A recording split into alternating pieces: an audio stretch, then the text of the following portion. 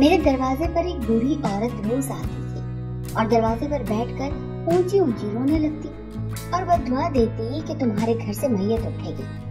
ऐसा कई सालों से हो रहा था, लेकिन अब तक घर में कोई मौत नहीं होती। एक दिन मैं घर से बाहर निकली क्योंकि मेरे होने वाले शौहर का एक्सीडेंट हुआ था। उसने मुझे देखा तो कहा, मैंने कहा था ना मौत होगी। मैं उसके सामने बैठ गई और कहा कि इस मौत को कैसे टालूं, जो तुम कहोगी वो करूंगी। इस बुढ़िया ने कहा, अपने भाई से मेरी शादी करवा दो, सब ठीक हो जाएगा।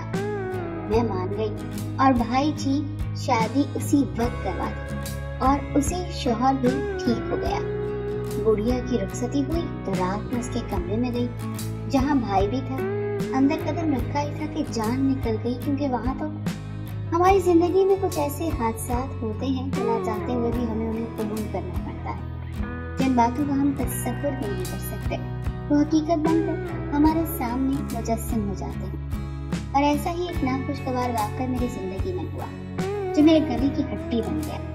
न मैं उसे निगल सकती थी और न ही उगल सकती थी। और ऐसा उस दिन से शुरू हुआ जब मैंने पहली बार उस बूढ़ी औरत को अपने घर की चौखट पर बैठे देखा। मैं उस दिन घर का सामान लाने के लिए बाजार जाने के गर्ज से बाहर निकली तो बाहर एक बूढ़ी औरत दरवाजे की चौखट पर बैठी थी। मैंने उसे 10 रुपए निकाल कर पकड़ा। इस पर उस औरत ने खा जाने वाली नजरों से मुझे घूरा और कहा कि 10 रुपए कौन सा तुम्हारे घर पर आने वाली बला को टाल देंगे, इंशाल्लाह मैयत उठेगी। उसकी ये बात सुनकर मैं साकित रह गई। मैंने आज तक फकीरों को दुआएं देते देखा और ये पहली फकीर नहीं थी जो बिना किसी वजह के मुझे बद्दुआएं दे रही थी। इसकी बात सुनकर मुझे गुस्सा आया और मैंने चिल्ला कर कहा कि ऐ बुढ़िया, क्या बकवास कर रही हो, दफा हो जाओ यहाँ से। मैं उसे डांटती डपटती आगे बढ़ गई, लेकिन वो बूढ़ी औरत वहीं बैठी रही और यही कहती रही कि तेरे घर पर मौत नाच रही है, तू देखना जल्दी मैयत उठेगी, तू अपना सबसे प्यारा रिश्ता खो देगी। मैं उसे नजरअंदाज करती बाजार पहुंची और अपनी जरूरत का सामान लेकर वापस आ गई। मैं कुछ ज्यादा सामान नहीं लाई थी क्योंकि हम घर में 2 ही अफराद थे, एक मैं और एक मेरा छोटा भाई। मेरे माँ बाप दोनों इस दुनिया से रुखसत हो चुके थे। मेरा भाई मुझसे 6 साल छोटा था और मुझे अपने भाई पर पूरा कंट्रोल हासिल था, जैसे माँ बाप को अपने बच्चों पर होता है। मैं शुरू से थोड़ी सख्त नेचर की रही और इसीलिए मेरा भाई मुझसे डरता भी था। मैं जो कहती थी वही करता था। अगर मैं दिन में कह देती कि रात है तो वो हाँ कहता। मुझे उस पर इतना भरोसा था कि मेरी मम्मी हो चुकी थी और जब शादी भी होने वाली थी। हमारी जिंदगी सुकून से गुजर रही थी और फिर उस बूढ़ी औरत की वजह से भूचाल आ गया। अगली सब मामूल के मुताबिक मैं अपने घर का काम करके अभी फारिग ही हुई थी कि अचानक मुझे घर के बाहर से रूह की आवाजें आना शुरू हो गई। पहले पहल तो मैंने नजरअंदाज किया, लेकिन फिर आवाज बढ़ती गई। कोई बड़ी मनहूसियत से बैंड डाल रहा था। मैंने जब दरवाजा खोल कर देखा तो वो बूढ़ी औरत उसी जगह बैठी रो रही थी। उसे देखकर मेरा दिमाग घूम गया। मैंने गुस्से से कहा कि तू फिर आ गई, दफा हो जाए यहाँ से, क्यों अपनी मनहूसियत फैला रही है। और मेरी बात के जवाब में वो बोली कि मैयत उठेगी तेरे घर से, याद रख। वो बद्दुआ देती चली गई और फिर ये सिलसिला रुका नहीं। वो रोज आने लगी। पहले पहल तो मुझे उस पर गुस्सा आता था, फिर मुझे भी आदत पड़ गई कि कोई पागल बुढ़िया है, अपना ज़हनी तवाज़ुन खो बैठी है, क्योंकि घर में कोई हादसा नहीं हुआ था और अल्लाह के फजल करम से कोई मरा भी नहीं था। ऐसे ही 1 साल गुजर गया। एक दिन अचानक सुबह सुबह अभी मैं सोई हुई थी जब फोन आया। मैंने देखा तो मेरी होने वाली सास का फोन था। उसने बताया कि मेरे मंगेतर का बहुत बुरा एक्सीडेंट हुआ है। ये सुनकर मेरी होश हो गया।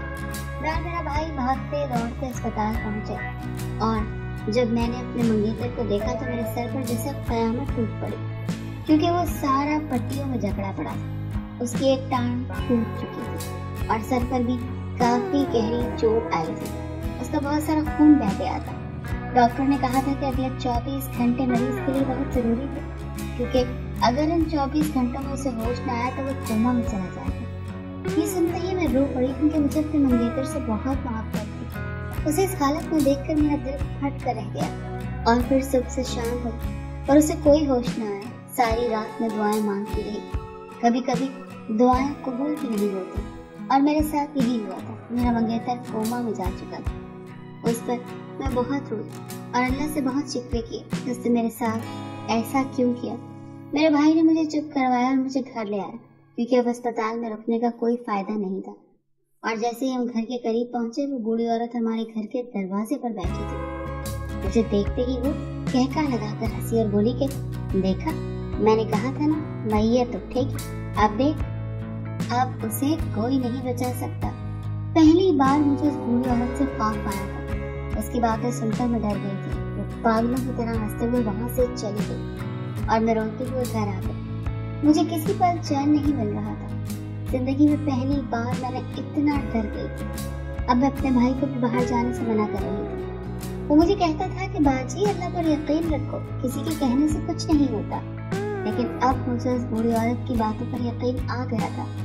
वो सच कह रही थी। सारी रात मैं खौफ में घिरी रही कि कहीं मेरे मंगेतर को कोमा में ही कुछ हो न जाए, या कहीं मेरे भाई को कुछ न हो जाए। और फिर मेरी दुआएं लंबी होने लगी। अगले कई दिनों तक वो बूढ़ी औरत न आई। मैं रोज दरवाजा खोल कर देखती कि वो आए तो उससे पूछूं कि आखिर ये मसला हल कैसे होगा, कैसे मैं इस खतरे को अपने घर से टाल पाऊंगी। वो जाने की तरह गायब हो गई थी। मैंने पूरा हफ्ता इंतजार किया और फिर पूरे हफ्ते के बाद मुझे फिर अपने घर के बाहर रोने की आवाज आ रही थी। मैं तेजी से दरवाजे की जाने भागी और दरवाजा खोल कर देखा तो वही बुढ़िया दरवाजे के बाहर बैठी रो रही थी और वही अल्फाज दोहरा रही थी कि इस घर से मैयत उठेगी। मैंने उससे कहा कि खुदा का वास्ता मेरी मदद करो, मैं अपने घर से मौत का खतरा कैसे टालूं।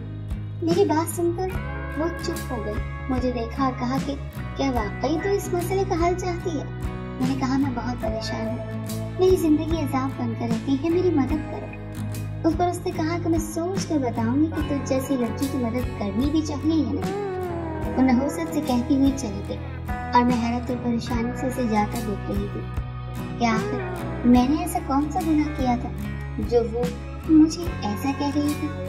अगले 3 दिन तक वो बुढ़िया फिर गायब रही। 3 दिन मैंने जले पैर की बिल्ली की तरह तड़पते हुए गुजारे। 3 दिन के बाद वो आई और आते ही बैंड डालना शुरू कर दिया।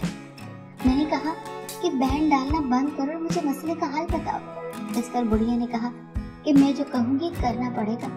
मैंने कहा मैं सब करूंगी, बस तुम मुझे बताओ करना क्या है।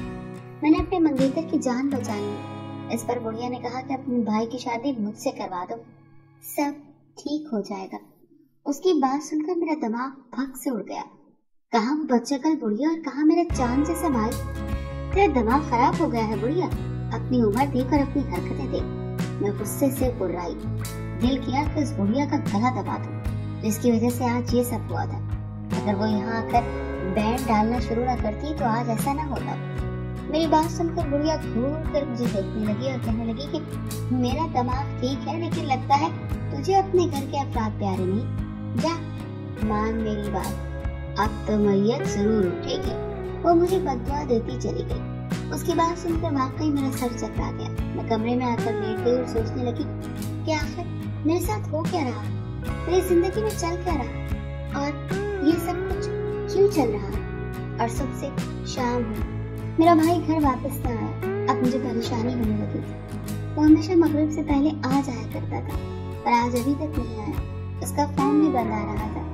मैं बार बार उसे फोन मिला रही थी और फिर मैंने अपने भाई के दोस्त को फोन किया तो उसने कहा कि वो तो कब का चला गया। अब तो सही मायने में मेरे होश उड़ गए थे। 2 घंटे गुजर गए पर वो अभी तक नहीं आया। फिर जब वो घर से आया, देखकर मेरे पैरों नीचे से जमीन निकल गई। उसके सर पर पट्टी बंधी थी और होंठ भी सूजा हुआ था। उसकी हालत देखकर मैं तड़प कर उसकी जाने बढ़ी और उसे छूते हुए पूछा कि क्या हुआ है तुम्हें, ये चोट कैसे लगी। इस पर उसने बताया कि लड़ाई हो गई थी मेरी किसी से। मेरा दिल अब बुरी तरह से बैठ गया। रह रहकर मुझे उस बुढ़िया की बातें याद आ रही थी। उस रात में 1 मिनट न सो पाई और सारी रात सोचती रही कि अब क्या करूं। और फिर मैं सुबह तक एक फैसले पर पहुंच गई कि मुझे कुछ भी करके अपने प्यार की जिंदगी बचानी थी, चाहे इसके लिए मुझे अपने भाई की उस बुढ़िया से शादी ही क्यों न करवानी पड़ती। अगले दिन वो बुढ़िया फिर न आई और मुझे 3 दिन उसका इंतजार करना पड़ा। 3 दिन बाद वो आई तो मैंने उससे कहा कि मुझे शर्त मंजूर है, मैं अपने भाई की शादी तुमसे करवा दूंगी, तो मुझे दिन और वक्त बताओ। मेरी बात सुनकर बुढ़िया ने फातिहाना नजरों से मुझे देखा, जैसे उसने कोई बड़ी जंग फतह कर ली, जैसे वो जीत गई। बुढ़िया ने मुझे 3 दिन बाद का टाइम दिया। अब मुश्किल भाई को मनाने की थी। शाम को वो घर आया तो मैंने उसे सारी बात बताई, लेकिन मेरी बात सुनते ही वो उछल पड़ा। मैं ऐसा हरगिज़ नहीं करूँगा, मैं किसी बुढ़िया से शादी क्यों करूँ? उसे गुस्सा आ गया। मैंने उससे कहा कि देखो, बस तुम्हें निकाह करना है उससे, हमारे ऊपर को खतरा मंडरा रहा है, वो उतर जाएगा, बाद में चाहे तलाक दे देना। और मेरा भाई साफ इनकार करके चला गया। मुझे हैरानी हुई कि जिस भाई ने आज तक कभी इनकार नहीं किया वो कैसे मेरी बात टाल सकता है। मुझे गुस्सा भी आया, लेकिन फिर मैंने उसे इमोशनल ब्लैकमेल करके मना ही लिया। पर जाने कैसी ये खबर पूरे मोहल्ले में जंगल की आग की तरह फैल गई कि मेरे भाई की शादी एक बुढ़िया से हो रही है। सब मुझे लान तान करने लगे। मेरा गुस्से और दुख से बुरा हाल था, लेकिन मुझे किसी की परवाह न थी। खुद मेरे भाई के निकाह में शामिल न हुआ और फिर मैंने अपने भाई का निकाह उस बुढ़िया से कर दिया। वो दुल्हन बनी हुई थी, लेकिन उसने चेहरे पर घूंघट डाल रखा था। मुझे अपनी बेबसी पर रोना आ रहा था कि मैंने अपने भाई की जिंदगी तबाह कर दी, लेकिन उसकी जान बचाने के लिए मुझे ये सब करना पड़ा। दुल्हन को घर लाने के बाद मैं उसे भाई वाले कमरे में बिठा आई और खुद भी बाहर आ गई। वो सहन में सर पकड़कर बैठा था। मैं उसके पास गई, उसे समझाया कि परेशान मत हो, बस कुछ दिनों की तो बात है, इंशाल्लाह सब ठीक हो जाएगा। इस पर मेरे भाई ने कुछ ना कहा और खामोशी से उठकर बाहर चला गया। अब मैंने सोचा कि मैं उस बुढ़िया से जाकर दो टोक बात करूं कि मेरे भाई से जरा दूर ही रहे। इस घर में तो आ गई है, लेकिन मालिकन बनने के ख्वाब न देखे। पर जैसे ही मैं कमरे में गई, वो कपड़े बदल चुकी थी और शीशे के सामने खड़ी दुपट्टे से नमाज के पढ़ने की खातिर हिजाब कर रही थी। मुझे उसका चेहरा नजर न आया। सुनो बुढ़िया, मैंने गुस्से से उसे पुकारा। चलो अच्छा हुआ वो दुल्हन बनी नहीं बैठी रही। और फिर वो जैसे ही पलटी तो उसे देखकर मुझे चक्कर आ गया। मैं घबरा कर पीछे हटी। तुम यहाँ क्या कर रही हो? मैंने हैरत से पूछा। वो बुढ़िया नहीं थी, बल्कि जवान लड़की थी और उसका नाम मिसबा था। मैं उसे स्कूल के जमाने से जानती थी। उसने एक नजर मेरी तरफ देखा और फिर खामोशी से जाए नमाज उठाई और नमाज पढ़ना शुरू कर दी। मैं बेयकीनी की कैफियत में बाहर आकर सहन में बैठ गई। मेरे जहन में माजी की आदत चलने लगी। उस वक्त की जब मैं स्कूल में थी, मेरी क्लास में एक लड़की थी जिसका नाम मिसबा था। वो थोड़ी अजीब थी। उसे ऐनक लगी हुई थी और वो हमेशा बालों को तेल लगाकर 2 चुटियां किए रखती थी। उसके नैन नक्श मोटे मोटे थे। वो ज्यादा खूबसूरत नहीं थी, उसका रंग भी सांवला था, लेकिन वो पढ़ाई में बहुत अच्छी थी। हमेशा फर्स्ट आती और मुझे दूसरे नंबर पर आना पड़ता। मुझे उससे नफरत हो गई कि ये काली कनोटी लड़की फर्स्ट क्यों आ जाती है। यूं मैं उसका मजाक उड़ाने लगी। वो जहाँ मिलती अपने दोस्तों के साथ मिलकर उसे मोटी कहना, काली कहना, बदशक्ल कहना शुरू कर दिया। वो मुझसे डरने लगी थी और फिर एक दिन वो गलती से मुझसे टकरा गई और मैंने गुस्से में उसकी चुटियां खींच डाली और उसे धक्के देने शुरू कर दिए। हमने मिलकर उसका इतना मजाक उड़ाया कि वो रोने लग गई और फिर उसके बाद वो कभी मुझे स्कूल में नजर ना आई और इतने सालों बाद आज वो मेरे ही घर में थी और इस हक से मैं हैरान रह गई। वो पहले जैसी बिल्कुल नहीं रही थी। उसका रंग साफ हो गया था, उसके चेहरे से अजीब सा नूर फूट रहा था। मैं इसी सोच में सरगर्दा थी जब मेरा भाई घर में दाखिल हुआ और मेरे पास आकर बैठ गया। मुझसे बात करना चाहता था। उसने जैसे ही मुझे हाथ लगाया तो परेशान हो गया। मैं ठंडी पड़ चुकी थी और फिर नमाज पढ़ने के बाद मिसबा बाहर आई। उसे देखकर मेरा भाई चौंक गया। मिसबा का चेहरा आंसुओं से तर था। उसने मुझे देखते ही कहना शुरू किया कि मैं किसी को धोखा नहीं देना चाहती थी, लेकिन मेरी अम्मा जिन्होंने मुझे पल पल तड़पते देखा वो तुमसे बदला लेना चाहती थी। तुम जानती भी हो उस दिन जब तुमने स्कूल में मेरे साथ वो सब किया, उसके बाद मुझे खुद से नफरत हो गई। मैंने 2 बार खुदकुशी की, बहुत रोई, बहुत तड़पी। मैं मरना चाहती थी, लेकिन एहसन भाई ने मुझे बचा लिया और फिर सब ने मिलकर मुझे जीना सिखाया। मुझे बाहर भेज दिया और मैंने अच्छी तालीम हासिल की। मैं जैसी थी मैंने खुद को कबूल किया। एहसन का नाम सुनकर मुझे करंट लगा। एहसन मेरा मंगेतर था। उसने बताया था कि उसकी एक बहन है जो बाहर रहती है, यानी वो मिसबा थी। ओह मेरे खुदाया, मेरा भाई तुमसे मेरा बदला लेना चाहता था, पर फिर उसे तुमसे मोहब्बत हो गई और मैंने उसे कहा कि मैंने तुम्हें माफ कर दिया। बस तुम्हें ये समझाना चाहती थी कि अल्लाह का बनाया हर इंसान खूबसूरत होता है। इंसान को बदसूरत कहना अल्लाह की तख्लीक पर उंगली उठाना है। वो चुप हो गई और मेरा सर शर्मिंदगी से झुक गया और तभी दरवाजा खुला और एहसन अंदर दाखिल हुआ। उसे देखकर मुझे एक और झटका लगा। एक्सीडेंट और कोमा में जाना एहसन भाई का प्लान था ताकि तुम उस गुड़िया की बातों पर यकीन कर सको और मेरी शादी तुम्हारे भाई से हो सके। मिसबा बोल रही थी और मेरा भाई उसे मुतासराना नजरों से देख रहा था। यकीनन वो उसकी जहानत और उसकी पाकीज़गी और अच्छाई का कायल हो चुका था। एहसन को देखकर मेरी आंखों में पानी आ गया। वो बिल्कुल ठीक था।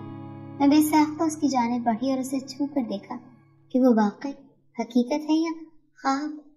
मैं सच में हूँ। बस चाहता था तुम्हें थोड़ा सबक मिल जाए, पर मैं तुम्हें ज्यादा परेशान नहीं देख सकता था। उसकी बात सुनकर मैं रो दी। मैंने मिसबा से माफी मांगी और उसने मुझे गले से लगा लिया। मैं खुदा का जितना शुक्र अदा करती उतना ही कम था कि इतने दिनों बाद अल्लाह ने हमारे घर में खुशियाँ लौटा दी थी और सब कुछ ठीक हो गया था।